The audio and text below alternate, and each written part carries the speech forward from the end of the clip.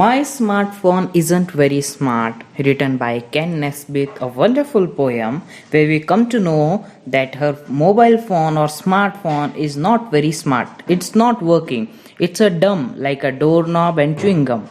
Why writer had mentioned a smartphone as a dumb mobile or a doorknob or a chewing gum? Because previously it was very good. It was able to surf the internet, it can play many games. As we know, the different features of mobiles are we can surf the internet, we can search whatever we want to search on Google, we can click pictures, we can play music, we can play games, we can find the different location on map, right? These are all the smartphone features. But writer's smartphone is not working. Why it's not working? Let's read para 5th and 6th to know the climax of the story. It cannot send a message. It cannot make a call. It's safe to say my smartphone won't do anything at all. It wasn't always like this. Perhaps you'll take a peek. I don't know why it acts like this. I charged it just last week. One new word we have in Stanza 5th is peek. Peek means look at or peep. Okay? So what is the anticlimax of the poem? The poet has been able to play fool of his readers. Who are the readers? We are the readers. The phone was neither an old one nor an ordinary one. In fact, the phone had not been charged for a week.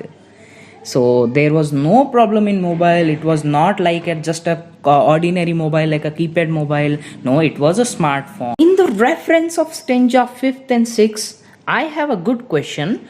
What must be the age of narrator? Why do you think so? The age of narrator must be below 8. Only a child can be so innocent as to have forgotten to charge his phone in time, right? So this is the anticlimax of our poem. My smartphone isn't very smart because she had not charged her mobile for a long time. It's been a week. She had not charged her mobile phone or smartphone. That's why she said, my smartphone is not very smart. This was all about our poem. My smartphone is not very smart. I want to ask you one question. Is really smartphone is good for us or not good for us? See why we are discussing this, because I know personally as a teacher that mobile phone is really useful nowadays. I can surf the internet, I can play game to relax myself, I can listen music, I can learn so many things, I can read online books. But from a perspective of a student, I think my opinion is the student should not use smartphones. They should be away from smartphone. There can be a time limit, so you can watch for a half an hour, for 1 hour, to watch school videos and to play some music, and this much only.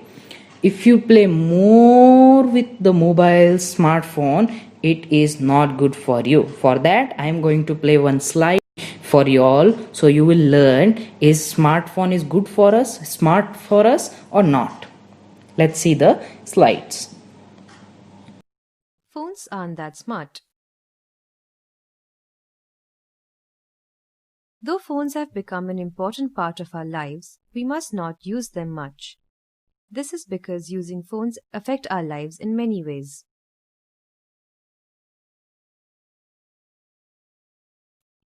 Playing games on phone or watching videos for a long time affects our eyes. This leads to poor eyesight.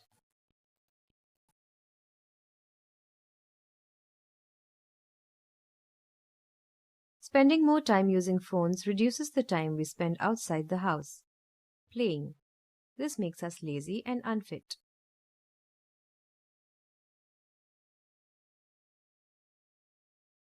Since we spend most of the time inside the house, we meet less people, we have less friends, and do not have many people around us.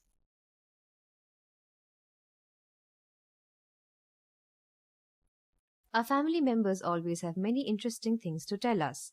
When we spend most of our time using phones, we miss out on all these wonderful conversations.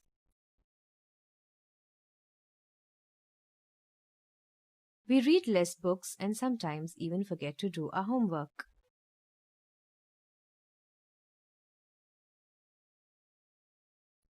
We also spend a lot of money on phone recharges and online shopping. This money could be used to buy other useful things.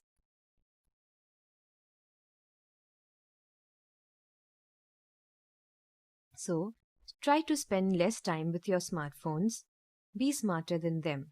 Learn about the many wonderful things and people around you.